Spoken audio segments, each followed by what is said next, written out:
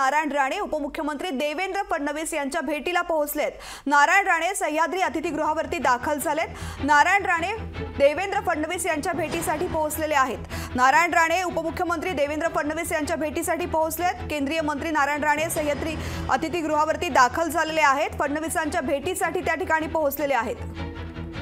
चेतन ननावरे आमचे प्रतिनिधी आपल्या सोबत आहेत। चेतन, एकीकडे नारायण राणे यांना राज्यसभेची उमेदवारी मिळणार की नाही अशी चर्चा, लोकसभा लढवण्याची चर्चा आणि त्यातच आता अशोक चव्हाण यांचा भाजपमधला प्रवेश आणि या पार्श्वभूमीवरती ही भेट किती महत्त्वाची?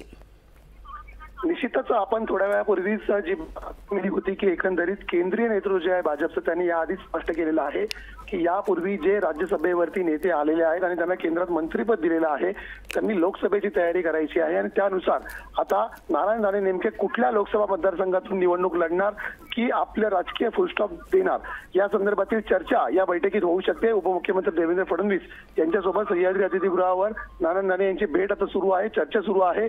एकंदरीतच कोकणामधून कुठेतरी एक सक्षम आणि मातब्बर उमेदवार देण्याची तयारी भाजप करत आहे आणि नारायण राणे यांच्या रूपात कुठेतरी हा मातब्बर नेता आहे जो विनायक राऊत यांचा पराभव करू शकतो अशी अपेक्षा आहे असं सर्वेक्षण भाजप सांगत आहे आणि म्हणूनच या दृष्टीने ही भेट महत्त्वाची मानली जात आहे।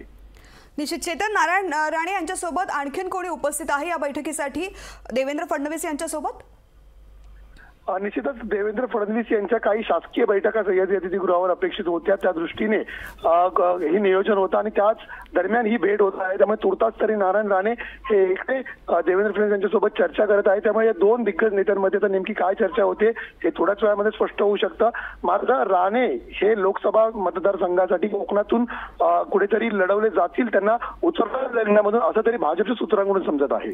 नक्कीच चेतन, या बैठकीवरती लक्ष ठेवून राहा, अपडेट्स तुमच्याकडून जाणून घेऊ। तुर्तास या संपूर्ण माहितीसाठी धन्यवाद।